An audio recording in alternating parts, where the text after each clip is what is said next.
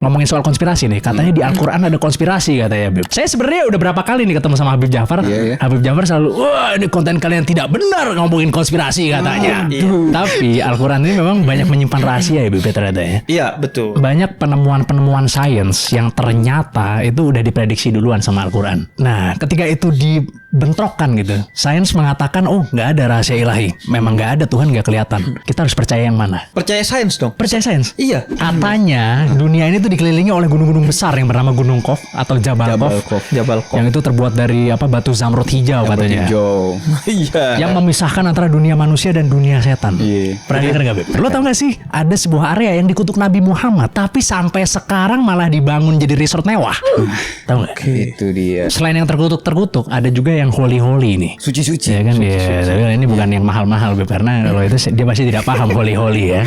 Oke. Holy itu bahasa Arab artinya mahal. Nah. Iya. Ya kan. Katanya ada barang-barang yang turun dari surga langsung ke bumi ya, Bebe.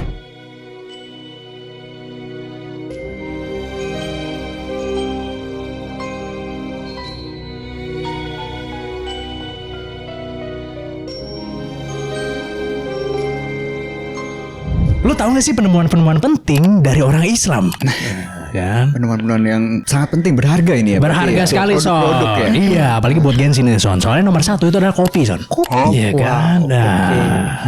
Jadi ceritanya kopi itu ditemukan di Ethiopia zaman dulu oleh seorang penggembala kambing yang bernama Kaldi. Ya kan. Jadi di suatu hari dia sedang menggembala kambing, dia memperhatikan salah beberapa kambingnya itu ada yang sangat hiperaktif dan tidak bisa tidur. Kemudian dia meneliti kan, dia lihat kenapa nih kambingnya tidak bisa tidur. Ternyata dia baru putus sama mantannya gitu. Dia enggak, sorry.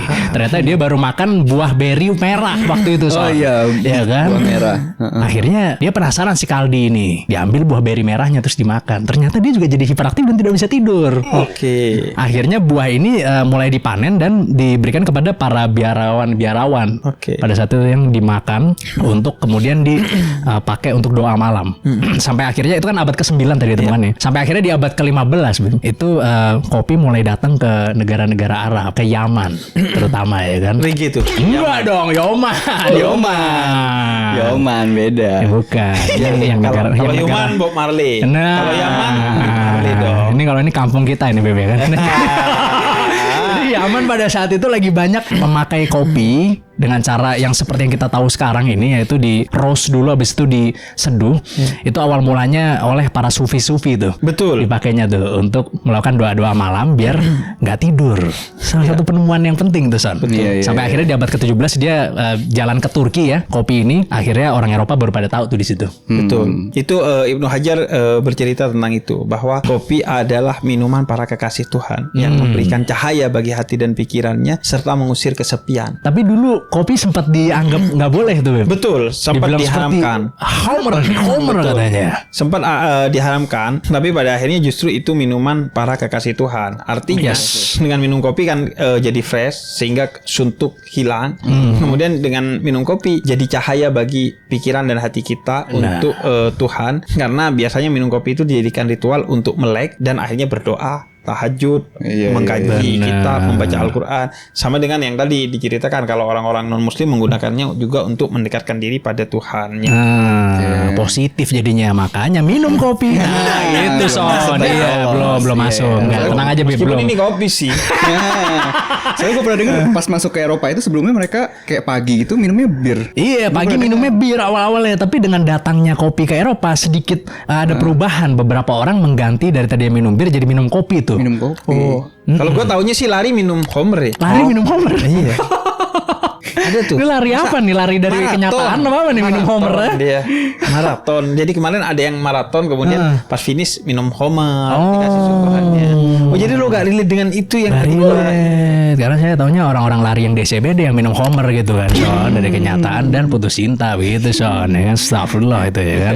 Gue pernah dengar sistem pembayaran ya pakai cek ya. Nah, itu juga awalnya dari Islam itu ya. Dari Islam. Umat Islam, brand dagang Islam waktu di zaman itu dulu kan masih pakai pakai emas, pakai apa kan. Jadi bener-bener bawa barangnya itu mereka pakai sistem pembayaran itu. Iya. Cek itu yang bisa diuangkan di tempat lain gitu. Dulu namanya SAK dulu namanya. SAKK. SAKK. Disebutnya SAK. SAKK itu jadi yang konsepnya cek modern sekarang gitu, sistem keuangan sekarang. Datangnya dari peradaban Arab juga ya pada saat itu ya. Agama Muslim. Sebenarnya ya balik lagi yang gue cerita bahwa George Charton kemudian Abdul Salam itu mengatakan dari abad ke-8 sampai 11 itu banyak, bahkan mayoritas penemuan itu bersumber dari umat Islam atau peradaban Muslim. Seperti yang tadi diceritakan, kemudian juga ada Ibn Haytham itu penemu optik.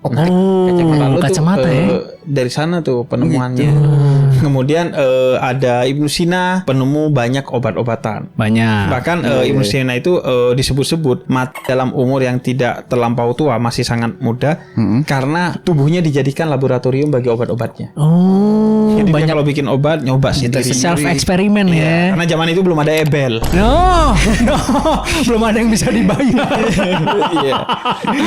Iya. Kemudian ada Al-Hawarizmi, penemu angka 0. Apa itu angka 0 ya? Angka 0. Oh iya. Jadi, beliau itu kan matematikawan yang kemudian menjadi penemu angka 0. Iya. Banyak sih penemu-penemu gitu. Yaitu karena dulu khazanah Islam terbuka sekali, kemudian digali dari berbagai peradaban, termasuk peradaban Yunani dengan filsafatnya. Kemudian penerjemahan itu aktif dilakukan dari bahasa asing ke bahasa Arab. Kemudian ke bahasa Persia juga, karena Persia kan akhirnya dikuasai oleh Islam. Sehingga kemudian terjadilah perkembangan Islam di zaman itu. Bahkan alkoholnya sendiri katanya dari ilmuwan Islam juga deh. Bahasa Arabnya alkohol dulu. Alkohol. Al-Razi ya waktu itu ya. Al-Razi antara dua, ada yang bilang itu antara penemunya Al-Razi, kalau enggak Ibnu Sina juga. Jadi alkohol yang bersifat disinfektan seperti etanol, alkohol murni gitu, yang dipakai untuk kebutuhan medis pada saat itu. Sama kayak sekarang digunakan untuk parfum. Kan ada yang pendapat menyebut alkohol itu najis. Tapi kalau untuk parfum ada yang bilang itu jenis alkohol yang tidak najis, atau kalaupun jenis alkohol yang najis itu dimaafkan karena kadarnya sedikit dan hanya untuk kebutuhan industri parfum. Dan bukan untuk oral gitu maksudnya ya, buat dipakai di luar lah gitu. Betul, jangan dibuka diminum. Itu jangan itu begitu ya kan. Iya, luar biasa ya, ternyata banyak ya penemuan-penemuan dari ilmuwan Islam gitu ya, Bebe. Iya, dan menurut gua itu jangan sampai hanya jadi romantika kita umat Islam. Seringkali umat Islam tuh cerita-cerita gini hanya untuk menjadi romantisme. Oh, Islam ini keren karena dulu begini. Makanya kata Sayyidina Ali bin Abi Thalib, orang yang keren itu bukan orang yang berkata ini ayah gua, ini kakek gua, ini papi orang ai Islam gitu nggak boleh, papi ai nggak boleh ya. Nggak boleh. Orang Jangan yang keren itu adalah orang yang bilang ana, inilah gua. Gua menemukan ini. Gitu. Jadi romantisme pada batas tertentu untuk kemudian menjadi sejarah yang memacu kita agar bisa lebih baik dari sejarah nenek moyang kita. Dijadiin ini ya, semangat motivasi. Justru untuk kita maju lebih jauh lagi gitu ya. Iya. Makanya motivasi itu yang positif ya sebaiknya dari sejarah-sejarah besar di masa lalu, bukan karena putus dengan mantan. Baru nge-gym gitu ya. Baru nge-gym, kabur ke Bali ya kan, nonton Central Sea. Nah itu jangan tuh Son yang begitu ya Son ya. Jangan tuh Son yang begitu. Iya. Justru buat dipacu emosi buruk itu untuk bikin kita jadi produktif gitu ya justru ya. Betul. Artinya dendam justru diubah menjadi semangat.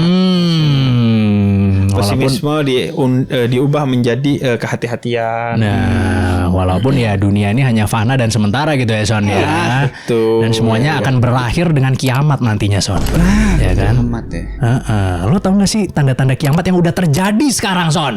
Habib tau gak tanda-tanda kiamat yang udah terjadi sekarang? Jadi yang gue tahu sih tanda-tanda kiamat itu ada dua ya. Ada tanda-tanda kecil, ada tanda-tanda besar. Iya, kubro dan subro itu. Iya. Nah, 1-0. Ya, terus. Itu gue kosong terus kalau itu. Episode ini gue kosong terus ini. Ada tanda-tanda kecil yang udah berjalan, ada tanda-tanda besar yang belum berjalan, karena tanda-tanda besar itu betul-betul waktunya deket banget. Kalau tanda-tanda kecil itu waktunya sebenarnya dekat juga, tapi karena kita abai terhadap waktu sehingga itu terasa masih lama. Di antaranya itu dalam salah satu hadisnya Nabi katakan diutusnya Nabi Muhammad dan wafatnya Nabi Muhammad itu adalah tanda kiamat, tanda kecil yang Nabi katakan seperti 2 ruas jari ini. Artinya udah deket banget. Cuman kan kesadaran waktu kita itu nempel di kalender dan di jam dinding. Benar. Atau di jam tangan. Iya, di jam digitalnya pelari-pelari tadi.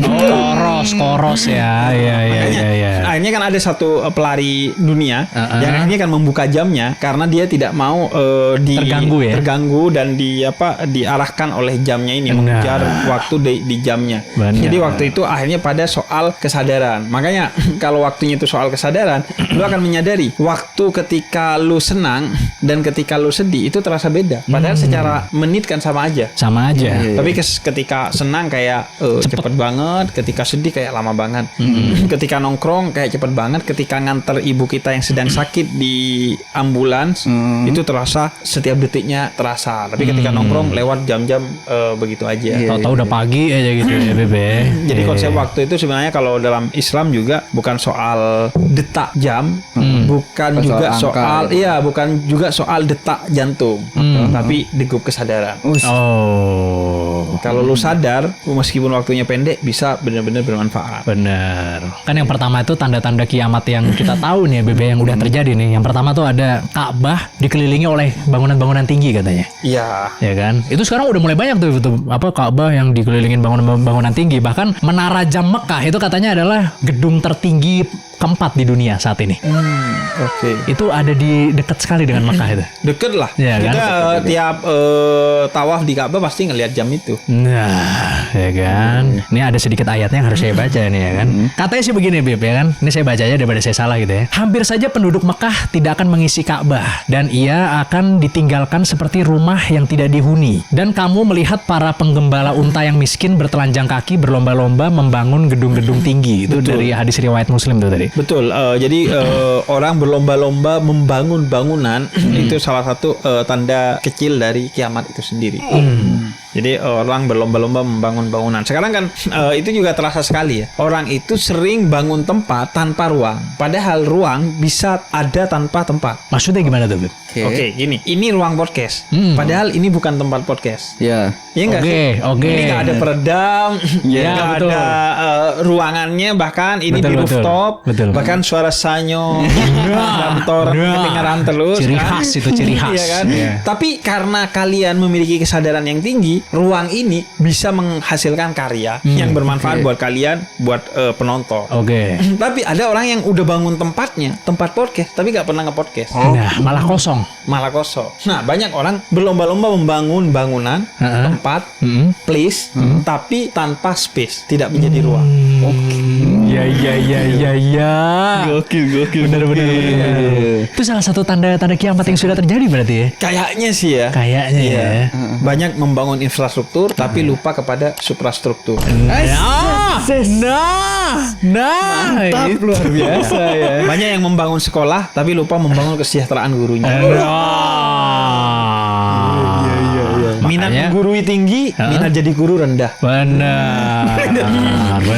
Iya kan, di medsos menggurui mulu. Tapi suruh jadi guru gak mau loh. Benar. Ada orang gak pakai kerudung. Gimana sih lo gak kerudungan? Haram lo, dosa lo. Yaudah temeni spiritual journey gua agar bisa berkerudung. Gak mau. Sibuk gitu ya, sibuk menggurui jadi, tapi tidak mau menjadi guru gitu ya. Guru suruh nemenin nggak mau. Iya. Cuman bisanya ngomong, bodoh lu, ini lu, itu lu. Lu mau nggak nemenin gua agar menjadi pintar, agar gua berkerudung? Karena berkerudung menjadi pintar itu suatu proses, bukan sekedar protes gitu. Benar. Kopi kita on fire. Iya, on fire di malam ini ya. Benar. Atau mungkin jangan-jangan ini ya netizen hanya sekedar ingin menjelekkan aja, jangan-jangan. Bukan ingin orangnya baik. Bisa jadi. Mungkin nggak itu terjadi? Mungkin itu terjadi. Artinya itu bersumber dari keganasan, bukan dari ketulusan. Kita kan ngerasain sekarang kan, bagaimana konten kreatornya lah, influencernya lah, public figurnya begitu arogan. Ketika bikin konten, ketika berkomentar, begitu arogan.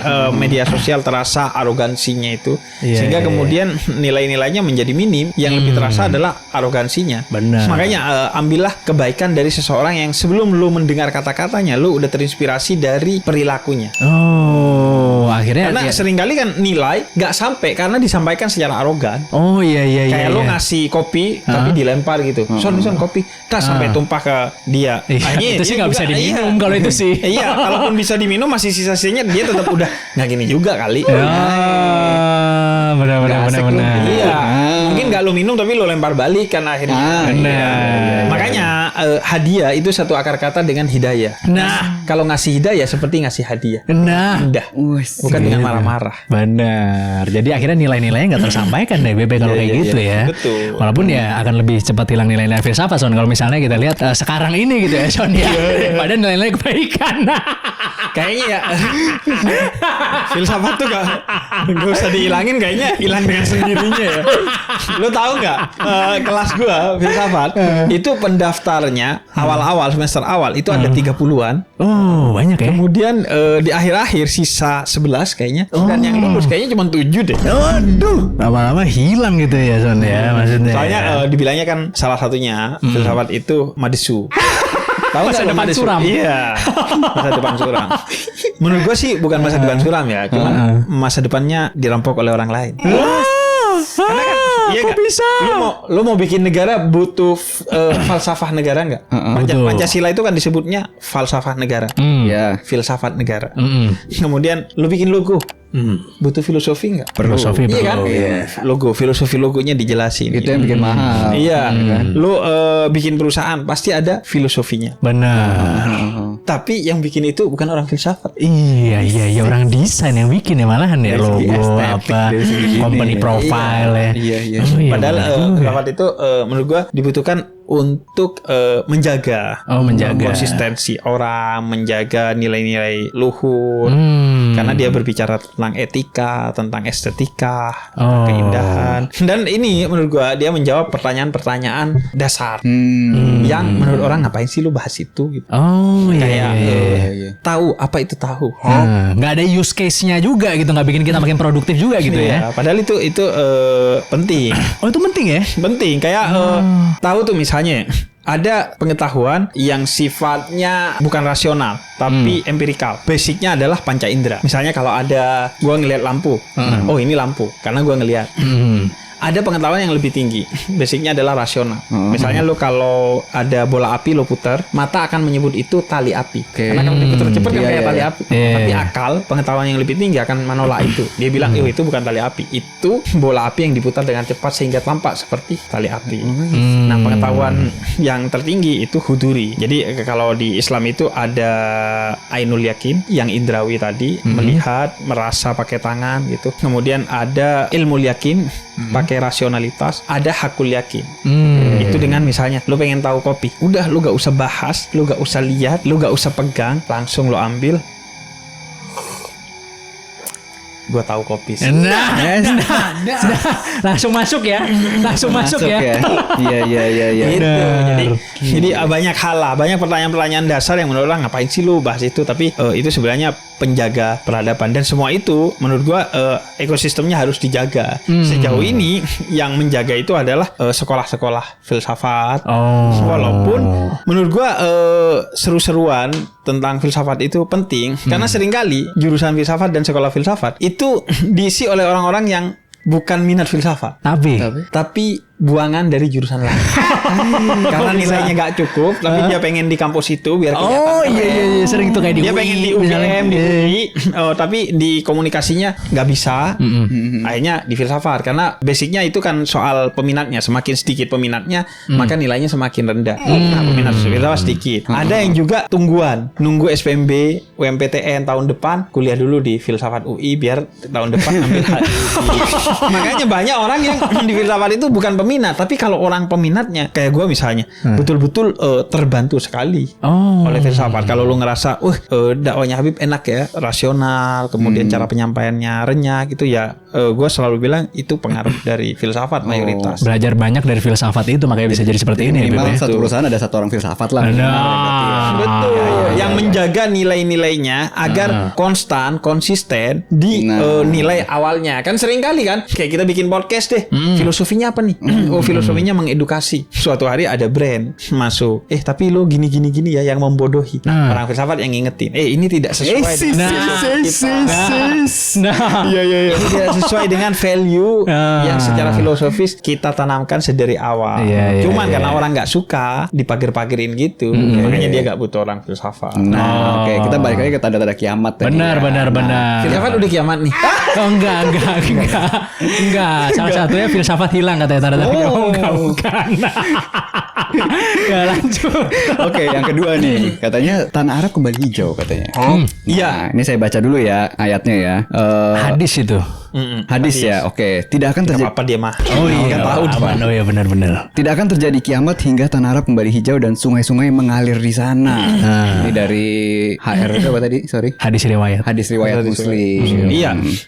Dan itu pernah kejadian kan? Tanah Arab tiba-tiba hijau. Tiba-tiba hijau. Tapi kan kebanyakan itu sebenarnya rekayasa ya. Betul. Rekayasa. Artinya yang dimaksud hijau di sana adalah hijau yang itu karena kuasa Tuhan, bukan hijau karena kuasa manusia atau karena musim, karena hal-hal yang sifatnya hukum alam. Bukan rumput gitu ya maksudnya ya. Sama misalnya dibilang salah satu tanda kiamat itu adalah ini tanda-tanda kecil ya. Ada banyak orang yang mengaku nabi. Nah sekarang kan banyak kan orang ngaku nabi. Udah banyak sih itu. Di Depok tuh pernah kan? Ada di Indonesia aja ada beberapa orang yang ngaku nabi. Cuman kalau lu baca redaksi hadisnya itu yang dimaksud adalah orang yang mengaku nabi dari bangsa Dajjal. Jumlahnya 30. Artinya kita harus hati-hati. Karena kalau salah membaca, kita bukan hanya berbohong atas nama nabi, yang itu tempatnya di neraka. Tapi kita akan menimbulkan pesimisme dalam hidup. Seringkali orang itu ngomongin kiamat karena udah secara mental dia kena. Atau pesimis terhadap hidup, akhirnya gue pengen kiamat aja. Kenapa? Karena Anda miskin misalnya. Biar karena selesai Anda gak sukses. Biar selesai semua barengan. Ilmu Padahal lu pengen gamenya kayak gini deh. Lu pernah ini nggak main kartu? Terus dijapit gitu kalau kalah. Kalau udah banyak lu pengen udah bubar deh, gitu kan? Karena lu kalah aja di game ini. Males ya. Padahal duit di dunia unlimited katanya kan. Rezeki dihamparkan oleh Allah Subhanahu wa taala di seluruh pelosok dunia, Iya, malas begitu ya. Itu sih kadang karena males tuh ya. Pembicaraannya itu bukan karena ilmu tapi lebih karena mentalitas yang udah rusak. Jadi akhirnya ngomongin kiamat. Jadi kesimpulannya kalau misalnya tanah Arab nih semua hijau, semua sungai mengalir segala macam, tapi semua hasil rekayasa kayak cloud seeding misalnya, hujan buatan, rekayasa iklim, terus ya. danau buatan segala macam, berarti nggak termasuk. Tidak termasuk. Iya. Kayak pernah ada salju juga ya kan, itu kan sempat heboh juga waktu itu kan. Turun salju. Dan kata Nabi Muhammad, ngapain lu nerka-nerka soal kiamat? Fokus aja mempersiapkan diri kalau kiamat terjadi. Toh setiap orang akan mengalami kiamatnya sendiri-sendiri, yaitu kematian. Makanya kata Nabi, fokus mempersiapkan aja, nggak usah nyari tahu sesuatu yang tidak perlu lu tahu. Jadi persiapkan aja. Apa kata Nabi? Kalau ada bibit di tangan lu, tanamlah. Walaupun 1 detik lagi kiamat. Itu kan positif dan konstruktif. Jadi bukan untuk nyari tahu, karena itu termasuk hal gaib yang nggak ada manusia yang tahu. Sehingga nggak perlu. Lagian kalau lu tahu, hidup lu kan jadi gak asik ya. Salah satu kenapa umur manusia dan kiamat itu dibuat misteri, karena kalau jadi story, maka hidup kita selama apapun sisanya nggak akan tenang. Iyalah. Tapi kalau jadi misteri, walaupun pendek, tetap lu bisa menikmati hari ini, walaupun misalnya ternyata lu besok meninggal, tetap bisa nikmatin karena lu nggak tahu. Benar. Itu malah berkah. Mempersiapkan aja, nggak usah. Kiamat kapan ya? Karena gini aja deh, salah satu yang akan tetap jadi misteri. Misalnya, gue bertahan ditanyain sama pemuda tersesat. Bib, kata Nabi Muhammad, kiamat itu kan hari Jumat. Gimana negara-negara yang udah Sabtu atau masih Kamis? Iya. kan. Buat apa dipikirin nih kayak gitu-gitu gitu ya Beb ya, maksudnya ya. Jadi lebih baik lu nyiapin aja deh daripada mikirin. Bener. Tapi jangan close video ini dulu ya, karena kita masih lanjut lagi nih ngomongin tanda kiamat. Gak boleh dipikirin, takutnya di close nanti nih video. Oke, sebaiknya nggak usah perlu dipikirin banget lah gitu ya Bebe, untuk asik-asikan aja paling sekali-kali gitu ya. Nah ini tanda yang ketiga nih seru banget nih Son ya kan, karena tanda yang ketiga itu adalah wanita berpakaian tapi telanjang katanya. Iya. Ya kan. Jadi dua golongan dari ahli neraka yang belum pernah aku lihat sebelumnya itu adalah kaum yang membawa cambuk seperti ekor sapi untuk memukuli manusia, dan wanita-wanita yang berpakaian tapi telanjang berjalan dengan lenggak-lenggok, kepala mereka seperti punuk unta yang miring Son katanya begitu Son. Nah, itu Quran nyebutnya tabarruj jahiliyah. Budaya berpakaiannya orang-orang jahiliyah. Dan ini maksudnya kiamat sugro ya, tanda-tanda kiamat sugro yang diakselerasi oleh lagu Statue salah satunya gitu ya, Son. Maksudnya gitu ya. Karena tadi kan lenggak-lenggok kepala ke depan gitu kan. Iya. Kira-kira wanita-wanita ini kalau cocok boleh dibawa ke rumah bagaimana? Apa berhenti di oyo aja Mas ya? Astagfirullah. Itu lebih ke tanda-tanda kiamat sih. Iya.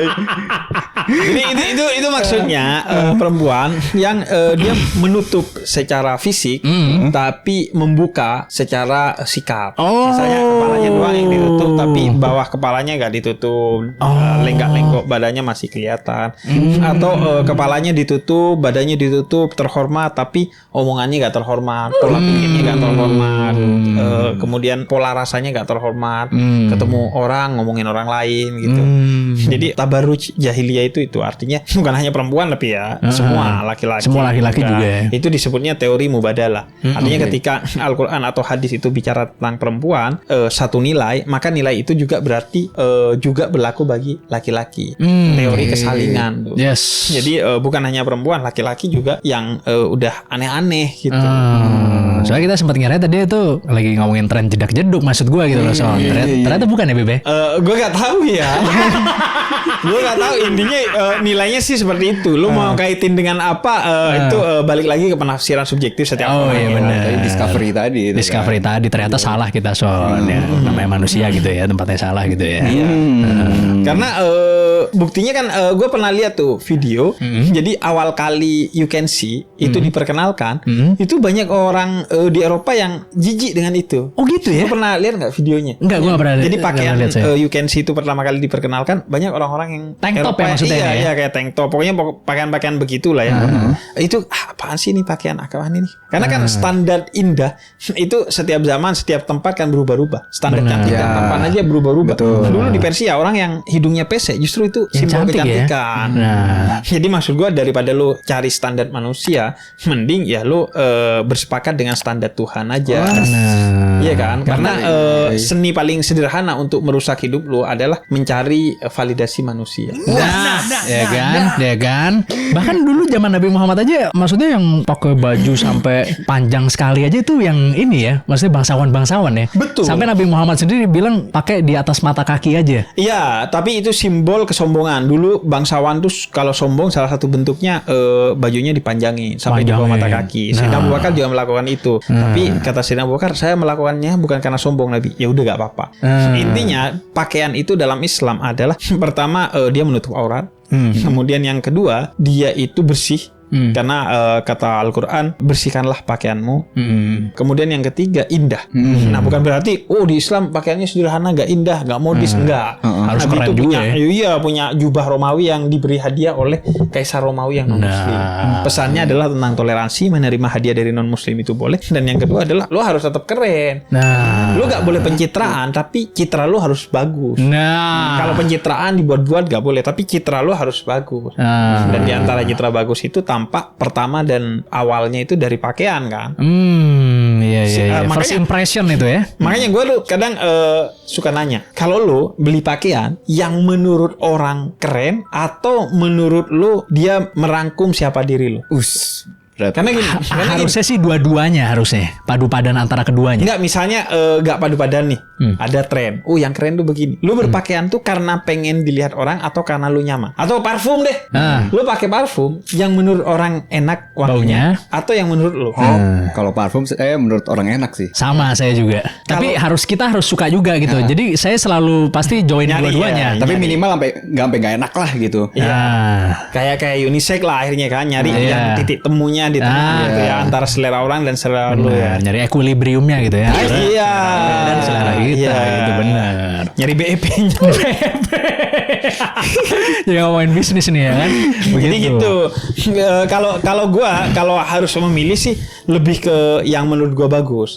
Karena akhirnya pakaian, parfum dan semua yang nempel di diri gua itu bagian dari dakwah gua, cara gua memperkenalkan diri gua dan nilai-nilai yang gua anut. Benar. Walaupun menurut orang nggak enak gitu. Saya nggak peduli sih. Nah, ya kan. Yang penting Kalau gua gitu. Makanya mungkin juga karena latar belakang gua Madura ya. Walaupun Madura gua swasta ya. Orang Jawa Timur. Cuman budayanya aja Madura.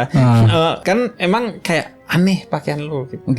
Tapi ya memang bagi gue ya itu jadi diri gue gitu. Masnya harus pakai baju yang garis merah putih itu apa gimana Mas? Gak segitunya sih. Gak segitu. Iya, lu ke Madura juga gak semua orang pakai baju itu gitu. Itu lebih ke baju adatnya sih. Iya. Dan kadang juga kan orang mempermasalahkan, orang Madura di rumahnya selalu ada celuritnya. Atau ada beberapa orang Madura kemana-mana pegang celurit. Gua takut. Menurut gua kenapa takut? Karena itu kan seperti keris di orang Jawa. Benar. Itu simbol kesatria, simbol keindahan, simbol harga diri. Itu cuma simbol aja. Bahkan keris itu biasanya udah gak tajam karena cuma buat pajangan. Buat pajangan. Gua gak takut ngelihat orang kemana-mana bawa keris. Yang gua takut orang kemana-mana bawa HP. Karena kalau keris mentok bisa membunuh nyawa lu dan melukai badan lu. Benar. Tapi kalau HP bisa melukai hati lu dan membunuh karakter lu. Benar. Udah mati lu masih dibenci orang. Kalau udah di hate speech pakai HP kan. Masih hidup tapi malah sakit rasanya gitu ya. Betul. Dan udah mati masih dibenci sama orang karena difitnah ini itu. Dan itu salah satu tanda kiamat. Tersebarnya fitnah. Saya ada yang lebih takut lagi sih. Apa tuh, bawa Chris Johnson, maksudnya kan takut dipukulin saya. Gue gak salah ngomongnya sereceh itu sih. Tadi bawa Chris. Iya, gak lolos industri sih itu. Itu jangan ke industri, gak lolos standar halal. Gak di stempel halal itu jokes itu. Enggak. Iya. Takut di ini kan, aduh, ngeri saya ya. Ya, terus. Oh, selanjutnya nih, banyak pasar bermunculan. Nah, Ini saya baca dulu ya surat-suratnya nih ya. yes. Di antara tanda kiamat adalah banyaknya pasar. Nah, HR Ahmad. Nah, Hadis riwayat Imam Ahmad. Oke, nah jadi kan sekarang kan zaman sekarang, wah pasar udah ada di mana-mana kan, anytime. Wah, di mana-mana di HP lu ada pasar. nah, E-commerce termasuk juga. Betul. Gitu ya. E-commerce ya kan pasar. Dan pasalnya udah bukan hanya barang dan jasa kan, ada saham. Iya kan. Itu termasuk juga pasar. Saya nggak kepikiran. Iya kan. Iya, Semuanya di iya. pasar. Iya, minimarket apa segala macam udah di mana-mana itu. Itu tadinya terpusat katanya ya. Iya, cuman gua gak mau bangun stereotip negatif tentang pasar. Karena kita hidup juga butuh pasar ya. Benar. Podcast ini juga butuh pasar masuk sini memang juga. Iya, apalagi gua juga Habib industri kan. Jadi Nabi katakan pasar itu tempatnya setan. Karena seringkali di pasar ada perilaku-perilaku kemaksiatan secara ekonomi dan bisnis. Nyuri timbangan, menipu orang, Kecurangan ya. iya, kecurangan dan lain sebagainya kan. Atau gini, uang palsu. Itu beredarnya pasti berawal dari pasar dulu. Pasar, tuh. benar. Makanya sekarang pakai kris, gak ada uang palsu. Nggak ada. Sekaligus gak pernah nemu duit kita karena kris ya. mungkin barcode yang palsu masih ada juga sih. Iya. Kalau itu lebih di rumah ibadah tuh pernah kasus. Iya, berarti itu ditempel si pencurinya ini. Iya, saya pernah dengar itu ya, pernah dengar. Iya. Nah, kemudian tapi Quran juga bercerita Nabi itu berjalan di pasar. Karena kadal fakru an yakuna kufron, kata Nabi Muhammad. Kefakiran itu bisa membawa kepada kekafiran. Karena lu miskin, lu bunuh diri. Karena lu miskin, lu nyuri. Karena lu miskin, lu rendah diri. Karena lu miskin, lu jual kehormatan lu dan lain sebagainya. Makanya pada akhirnya pasar itu sesuatu yang bebas nilai. Tinggal lu menilainya seperti apa. Kalau lu menjadikan itu tempat untuk bertahan hidup, menjaga harga diri, memenuhi kebutuhan, maka itu menjadi sesuatu yang positif. Bahkan yang dibangun oleh Nabi pertama kali setelah hijrah adalah pasar setelah masjid.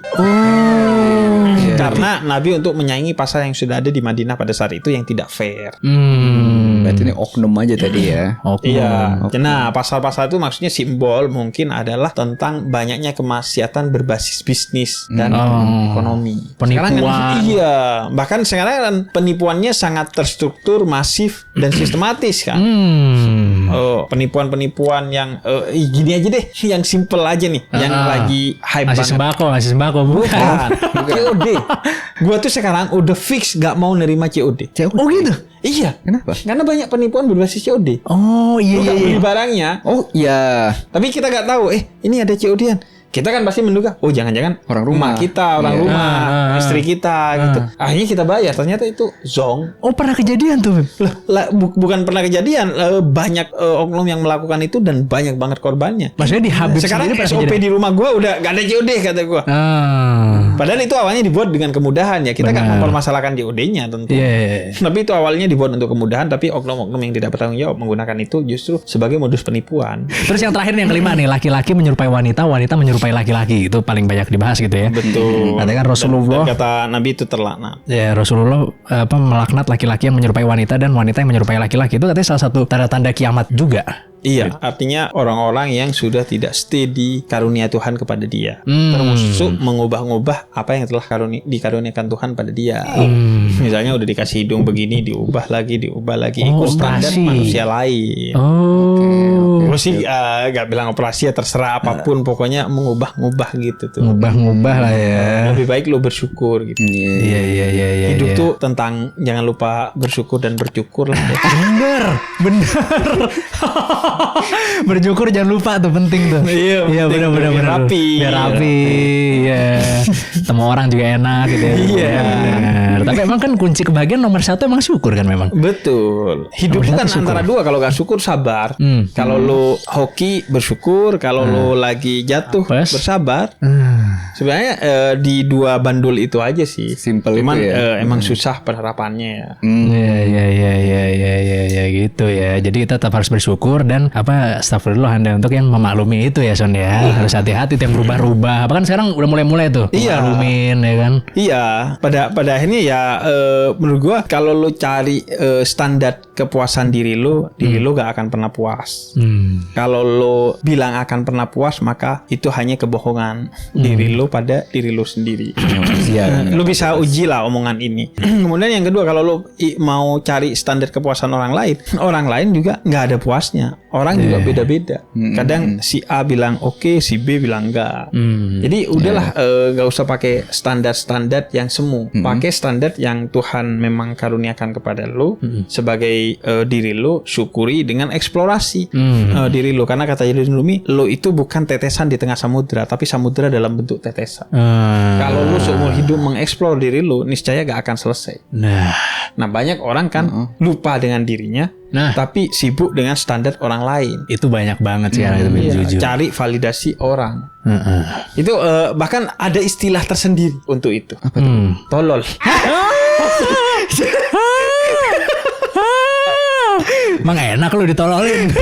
Maksudnya bukan orangnya, maksudnya orang lain yang mencari gitu kan, itu kebodohan. Kebodohan ya. itu. Karena nggak akan ada puas. Gak akan ada puasnya dan gak akan ada ujungnya gitu ya. Iya. Kalau kita ngikutin standar orang lain. Tapi ngomong-ngomong soal standar Islam, ini ada satu pertanyaan saya yang mengenai standar. Saya nggak tahu ini standar Islam atau enggak ya. Kenapa orang Islam pasti marah kalau wajah Nabi Muhammad digambar? Oke, Ini standar Islam bukan? Iya, sebenarnya itu adalah larangan dalam Islam. Dilarang menggambar wajah Nabi Muhammad karena Nabi Muhammad tidak pernah menjelaskan itu. Tidak pernah ada sahabat yang disuruh ngegambar, sehingga kalau ada yang bilang oh ini gambar Nabi, maka dia berbohong atas nama Nabi dan tempatnya di neraka. Tapi sejarah Islam itu ada yang namanya Sirah Nabawi, sejarah Nabi Muhammad. Itu menjelaskan tentang detail Nabi Muhammad secara lahir dan batin, sangat detail. Wujudnya juga gitu. Iya wujudnya kan. Wujudnya Bukan iya. hanya akhlaknya, secara Rambutnya. batin, pola pikirnya, pola rasanya, tapi secara lahir itu sangat detail. Sehingga kata para ulama, seandainya menggambar itu boleh, bisa tuh digambar Nabi Muhammad. Tapi kan kita menjaga itu demi apa? Agar menjaga keanggungan Nabi Muhammad.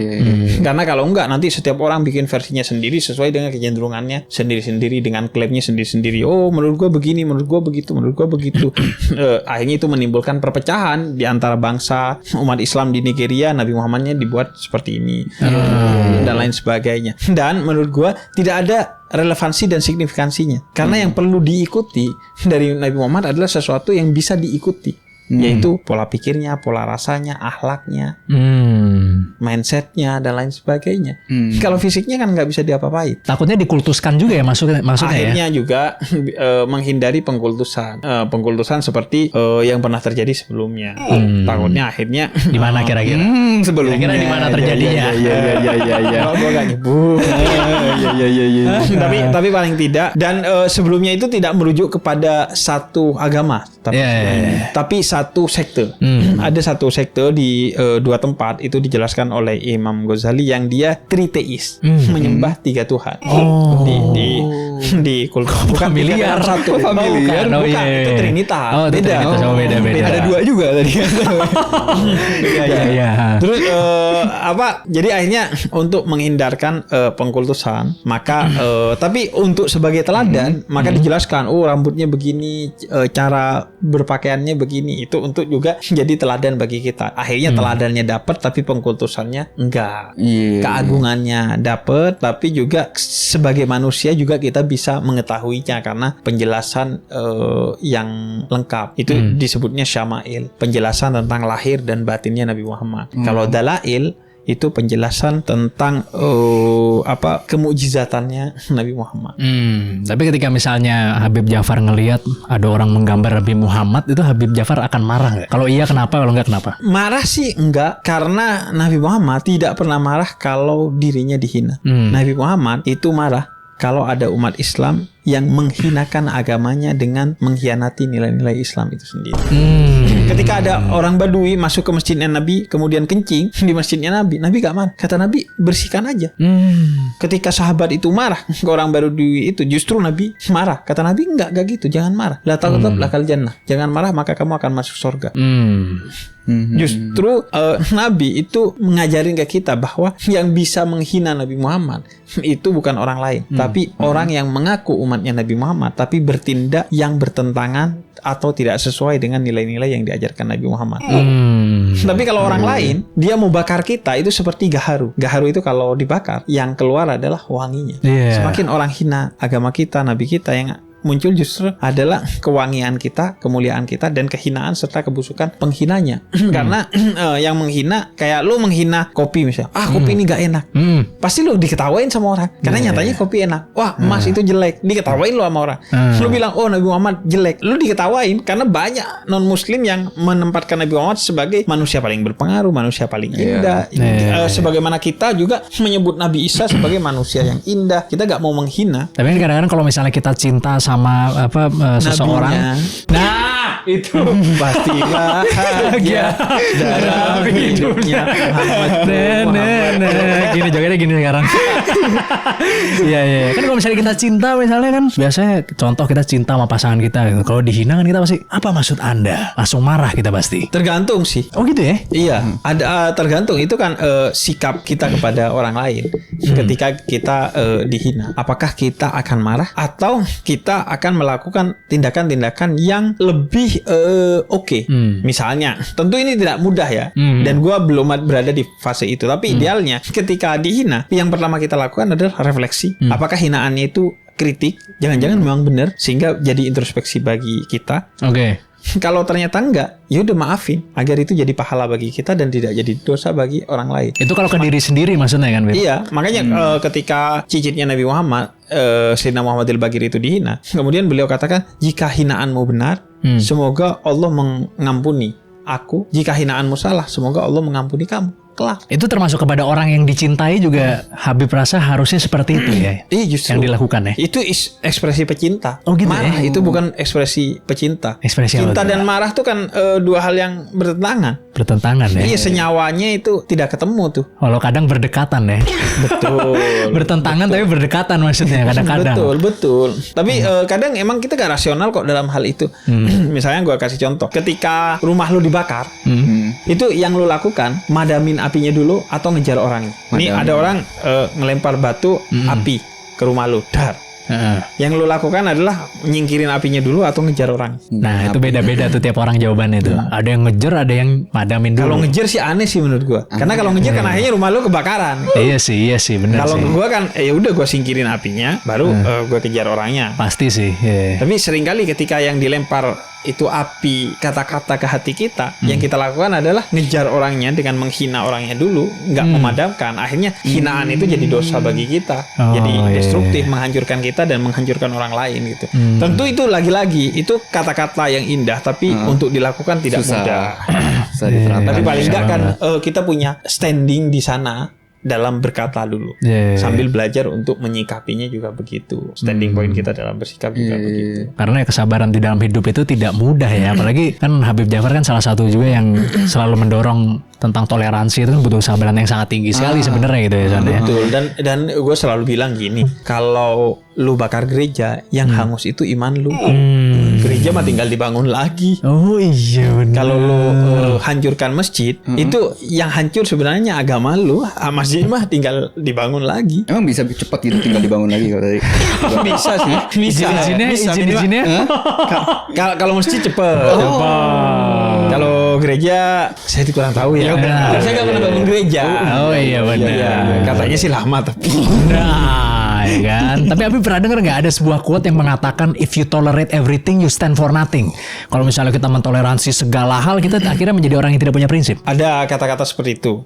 Kalau toleransi dalam pengertian gue gak gitu. Oh gitu ya. Karena bagi gue toleransi itu adalah memberikan apa yang menjadi hak lu kepada orang lain selama itu tidak menjadi apa yang menjadi kewajiban lu. Jadi kewajiban kita itu utama. Karena kewajiban itu bukan pilihan. Yang pilihan secara hukum itu adalah hak. Hak itu bisa diambil, bisa dilepas. Tapi kalau kewajiban harus lu tunaikan. Jadi hak dulu, kewajiban dulu baru kemudian hak. Masalahnya kita hanya punya hak asasi manusia, HAM. Gak punya istilah wajib asasi manusia, karena di otak kita secara egois hanya menuntut hak, nggak melakukan kewajiban. Sehingga toleransi disalahartikan, akhirnya orang yang toleran adalah orang yang kehilangan nilai. Gitu ya. Iya. Tapi maksudnya tetap toleransinya ada batasnya kan, maksudnya ada boundariesnya kan. Ada batasannya ya, tidak mengkhianati kewajiban kita. Oh oke. Jadi berarti toleransi tapi ada batasnya ya. Kewajiban tidak kita. Kewajiban Tapi kita kewajiban itu. kita jangan direduksi, jangan disempitin lagi. Kewajiban kita nggak boleh ngucapin selamat Natal. No, ada yang ngebolehin kok. Kalau ada yang ngebolehin ya udah, yang ngebolehin ikutin. Yang kalau lu milih nggak ngucapin karena ngikutin yang mengharamkan ya udah gitu. Oh, berarti bukan. Ada yang ngeharamin filsafat, tapi ada yang enggak kan. Nah, Itu pilihan. Ada dulu tuh yang ngeharamin filsafat. oh dulu apa baru-baru ini maksudnya? Enggak, dulu lah. Oh dulu ya. Oh iya. Benar gitu ya. Jadi maksudnya toleransi itu tetap ada koridornya juga ya, ada batasnya juga ya. Betul. Kalau toleransi itu sebuah nilai. Bukan sebuah basa-basi, bukan tiadanya nilai, bukan lo seenaknya, enggak. Toleransi itu sebuah nilai. Ada aturannya, ada batasnya, ada nilainya, ada semuanya. Contoh misalnya paham barat. Anda mentoleransi paham barat nggak kalau masuk ke sini? Mentoleransi kalau memang paham itu adalah paham yang oke-oke aja. Karena kata Nabi Muhammad, ambillah hikmah, pelajaran dari manapun kamu menemukannya, jika itu baik. Karena itu adalah harta karun bagi umat Islam. Mau dari barat kayak, mau dari timur kayak. Benar. Tapi ketika lu ngambil itu, jangan kehilangan identitas utama lu. Karena syukur lu yang pertama dan utama adalah mensyukuri karunia lu sebagai orang Indonesia. Itu harus disyukuri, jangan kehilangan. Iya. Orang Jawa jangan kehilangan kejawaannya, orang Madura jangan kehilangan kemaduraannya. Tetap menjadi orang Muslim yang Madura, orang Kristen yang Medan. Tetap aja itu dua hal yang tidak bertentangan kok. Malah kalau dalam Islam al-adat muhakkam, adat itu bisa menjadi hukum dalam Islam kalau memang tidak bertentangan dengan Islam. Gue tetap jadi orang Madura yang Islam. Oke. Kayak lu orang Indonesia atau orang Jawa? Orang Indonesia dan Bukan orang Jawa juga. Ya udah, Iya. dua hal yang nggak perlu ditentangkan. Lu bisa menjadi itu. Sama kayak takut dan harapan. Itu bisa ada di satu hati. Lu takut kepada sesuatu tapi berharap. Jangan sampai kejadian gitu. Iya. Biasanya gitu tuh. Iya. Takut terhadap sesuatu tapi berharap jangan sampai kejadian. Iya. Bahkan lu bisa takut sekaligus berharap ke satu zat, yaitu Tuhan. Oh. Karena lu takut kepada Tuhan dan gak bisa lari kemana-mana karena Dia maha kuasa dan maha segala-galanya, maka lu memilih untuk berharap kepada Tuhan dengan beribadah sebaik-baiknya. Jadi yang penting ya toleransi itu dalam kehidupan beragama ya. Yes. Dan penting banget sih menurut gua, terlebih bagi orang Indonesia dengan keragaman tiada terkira. Bahkan untuk menyebut martabak manis aja ada 7 sebutan berbeda. 7 sebutan ya. Gue tanya terang bulan doang. Iya. Holopan. Iya. Holopan apaan tuh? Bangka. Oh, Bangka. Iya. Gitu. Tapi kita tetap harus berhati-hati terutama ke orang yang jualan agama kan Bip ya. Nah, Betul. Nah, Apa aja sih Bip ciri-ciri orang yang jualan agama Bip? Nah. Oke. Jadi apa makna jualan agama menurut Islam? Itu jelas dalam Quran dan hadis Nabi, yaitu orang yang mengagamakan sesuatu yang sebenarnya bertentangan dengan nilai agama atau tidak bernilai agama. Tapi lu agama-agamain demi kepentingan politik lu, kepentingan ekonomi lu, kepentingan sosial lu, kepentingan diri lu, kepentingan kelompok lu. Jadi lu mengada-ngada tentang agama. Karena kebusukan apapun, kata Ibnu Rus, salah seorang filosof, kalau dibungkus pakai agama, kayak nggak busuk. Iya nggak sih? Iya lagi ya benar juga. Jadi menjual agama artinya menjadikan agama sebagai barang dagangan untuk sesuatu yang tidak ada hubungannya dengan agama. Oh gitu. Tapi apakah lu boleh mendapatkan sesuatu termasuk itu uang dari agama? Boleh. Bahkan kata Nabi, yang paling berhak atas bayaran adalah orang yang mengajarkan agama, mengajarkan Al-Quran. Gitu. Nggak apa-apa. Iya. Artinya lu ngajar agama dengan baik, kemudian dapat bayaran, ya lu harus terima itu. Nggak ada itu masalah ya. Iya, bahkan lu menjadi guru agama, justru lu harus mematok gaji biar kesejahteraannya terjaga dan ekosistemnya terbentuk dengan baik. Bener, kalau misalnya makan di rumah aja susah gitu ya, gimana mau mikirin agama gitu maksudnya. Betul. Gitu kadang-kadang ya. Artinya kadang orang Indonesia juga berlebihan kan, dibilang kalau ngajar ngaji jangan minta bayaran. Enggak, kata Nabi, harus ada kesepakatan.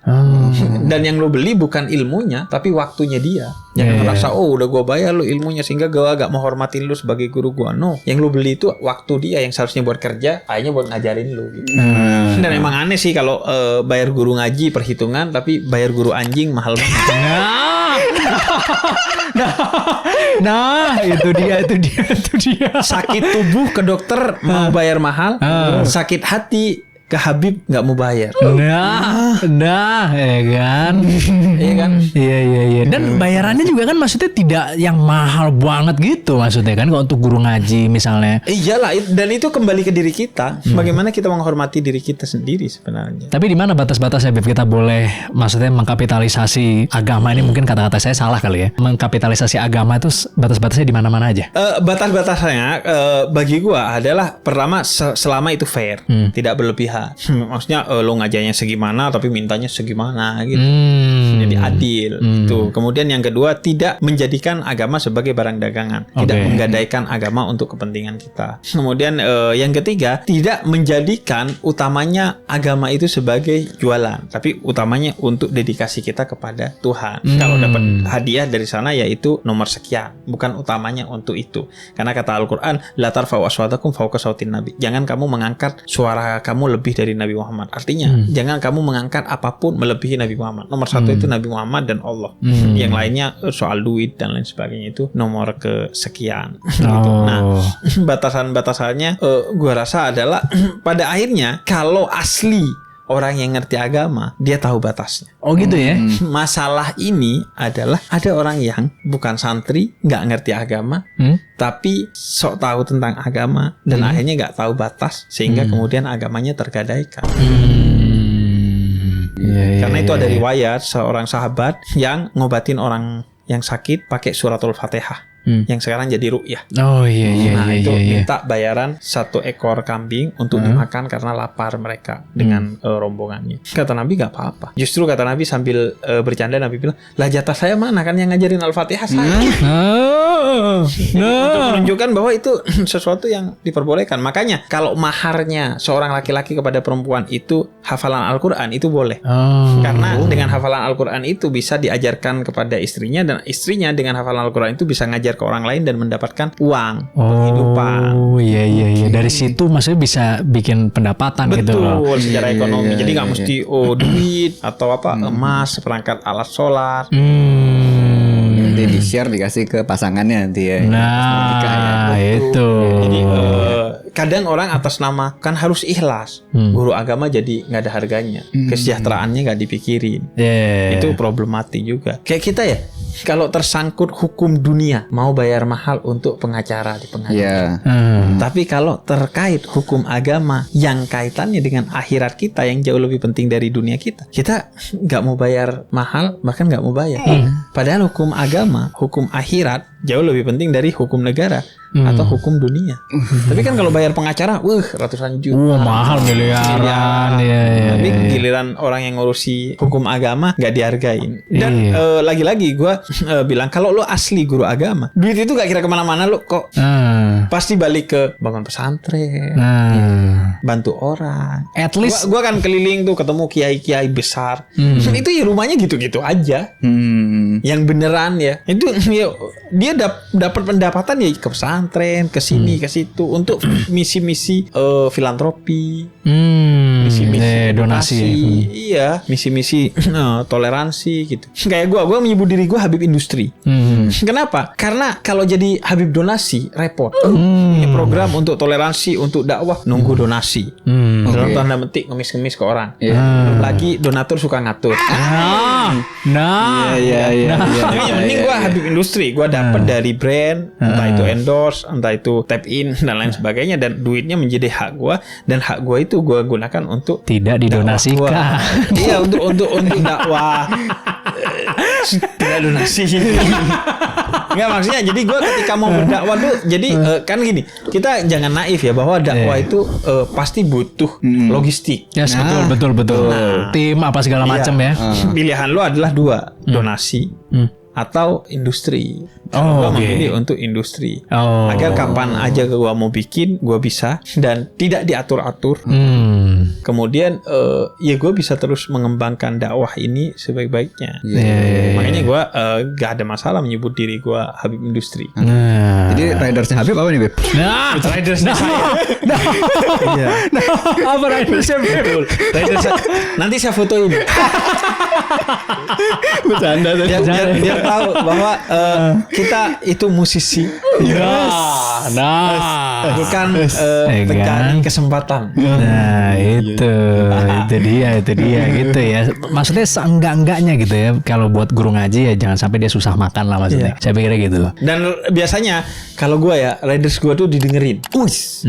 Paling nggak enak lu ceramah nggak didengerin. Iya kan? Karena kan lu beda ya antara stand up comedy, musik. Kalau musik stand up comedy biasanya pasti didengerin. Kecuali lagi makan. Kadang juga soal ini tuh. Kadang duit itu soal komitmen. Kadang kalau gratis orang nggak punya komitmen. Nah bener. Oh iya. Iya kan? Bener. Itu Menggampangkan ya Bebe. Menggampangkan. Nah kadang kalau acara dakwah itu gak didengerin ketika kita ngomong. Jadi riders gue tuh sering gue bilang didengerin aja omongan gue. Karena kalau didengerin masuk ke kepala lu, ngubah diri lu, gue juga dapat pahala. Lu juga jadi dapat pahala. Iya. Artinya gue selalu bilang, gue punya choice untuk tidak menjadi pendakwah, untuk menjadi influencer, ya kan, untuk menjadi komedian, untuk menjadi musisi sih enggak kayaknya ya. Bisa sih. Tapi Rebana mungkin ya. Iya, Rebana mungkin. Jadi gue tapi memilih di jalan ini bukan utamanya karena pertimbangan ekonomi, bisnis. Kalau pertimbangan ekonomi dan bisnis, Arabic Velas jagoan kalau dagang. Ya kan? Iya kan? Iya, mulai dari parfum, karpet, sampai real estate semuanya ada soal begitu. Iya. Lo kira kita ini jenjang karirnya hanya pilihannya jualan agama gitu. Malah Karena kalau para Habib dulu itu sejarahnya berdagang untuk berdakwah. Berdagang gitu untuk ya? berdakwah. Iya, jadi dulu tuh toko bokap gua, toko Habib-Habib di kampung gua, itu pasti ada namanya broek. Broek itu bahasa Belanda katanya.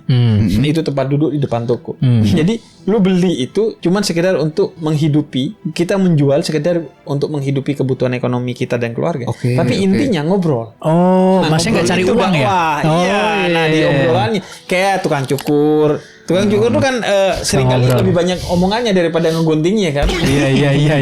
Nah, itu dimanfaatkan untuk dakwah dulu. Makanya selalu ada tempat duduknya di depan toko bokap gua dan orang-orang Arab di kampung gua. Karena tujuan utamanya adalah berdakwah melalui dagang. Yes. Sama kayak gua selalu bilang, Habib membercandakan agama? Enggak, gua mengagamakan canda. Gua berdakwah melalui canda. Berdakwah melalui canda. Kenapa? Karena canda bahasa yang paling mudah diterima oleh orang lain. Nah, Benar. Orang mungkin nggak ngerti bahasa filsafat, nggak ngerti bahasa politik, tapi semua orang ngerti bagaimana cara ketawa. Nah, Nggak ada tuh tutorial sekarang. ketawa ya. Iya, gitu aja kalau gitu. Di episode hari ini terima kasih banyak Habib Jafar udah Terima datang ke kasih, sini. Thank you so much. teman-teman. Ini pembicaraan yang sangat luar biasa sekali ya, soalnya sangat insightful banget. Gue yakin banyak sobat loteng juga yang terbantu ya kalau misalnya kalian seneng dan merasakan ada value, tulis di bawah ya. Yes. Komen, like, dan subscribe video-video kita. Lupa juga join member dan Discord, link di deskripsi. Yes. Sampai jumpa di episode selanjutnya dari Di Atas 12. Woo.